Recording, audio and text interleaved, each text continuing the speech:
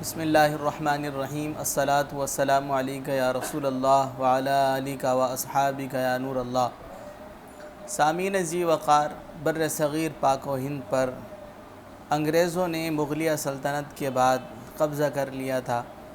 اور پھر 1857 میں ایک ایسی فیصلہ کن جنگ کا آغاز ہوا تھا جسے جنگ آزادی 1857 سے موسوم کیا جاتا ہے۔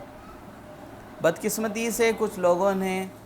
پروپیگنڈا کرنے کی کوشش کی اور یہ کہا کہ 1857 کی جنگ آزادی میں مسلمانوں کا، بالخصوص اہل سنت کا کوئی کردار نہیں تھا۔ تو اس حوالے سے میں آپ سے تفصیلی گفتگو کروں گا۔ جنگ آزادی 1857 کا پس منظر۔ بر صغیر پاک و ہند میں جب سے اسلام کی شمع روشن ہوئی اور محراب و منبر، خانقاہ و مدارس اور اسلامی حکومت الغرض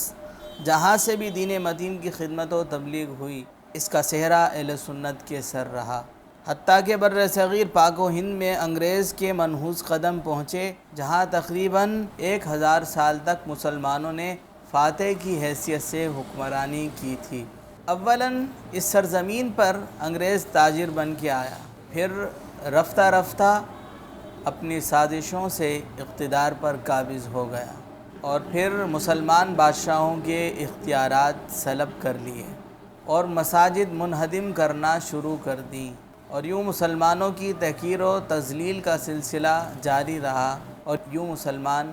عیسائیوں کے بچھائے ہوئے جالوں میں پھنستے چلے گئے۔ ابتدا میں میٹ میں جب مسلمان فوجیوں کو سور کی چربی والے اور ہندوؤں کو گائے کی چربی والے کارتوس دانتوں سے کاٹنے پر مجبور کیا گیا تو دونوں فریق بھڑک اٹھے اور انگریز کے خلاف جنگ شروع کر دی گئی۔ نتیجے کے طور پر غیظ و غضب میں بھرے ہوئے فوجی دلی پہنچے اور بہادر شاہ ظفر کو اپنا بادشاہ مقرر کر لیا۔ اس وقت علماء اہل سنت ہی تھے جنہوں نے انگریزوں کے خلاف جہاد کا فتویٰ دیا اور اغیار کو بتا دیا کہ غیرت مسلم ابھی زندہ ہے۔ سامعین ذی وقار، انگریزوں کے خلاف جہاد کا فتویٰ دینے والے علماء کرام، مفتیان کرام نے فتوے کے ذریعے جہاد کو شرعی حیثیت دے کر مسلمانان بر صغیر کے لیے جہاد فرض قرار دیا، اور مجاہد کبیر علامہ فضل حق خیر آبادی نے بروز جمعۃ المبارک اپنی ترکش سے تیر چلا کر جہاد کا آغاز کیا، اور اس فتوے کے اجرا سے 90,000 مسلمان انگریزوں کے خلاف جہاد کے لیے میدان میں آ گئے۔ فتویٰ دینے والے علماء کرام یہ ہیں: مجاہد کبیر علامہ فضل حق خیر آبادی رحمۃ اللہ علیہ،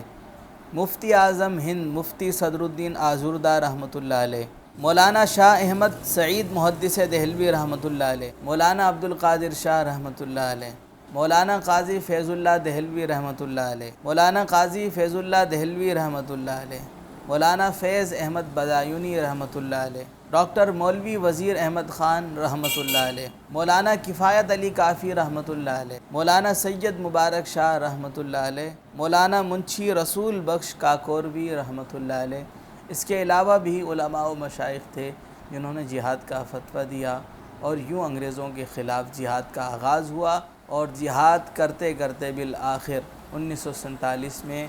پاکستان معرض وجود میں آ گیا۔ الحمدللہ رب العالمین۔ اللہ تعالیٰ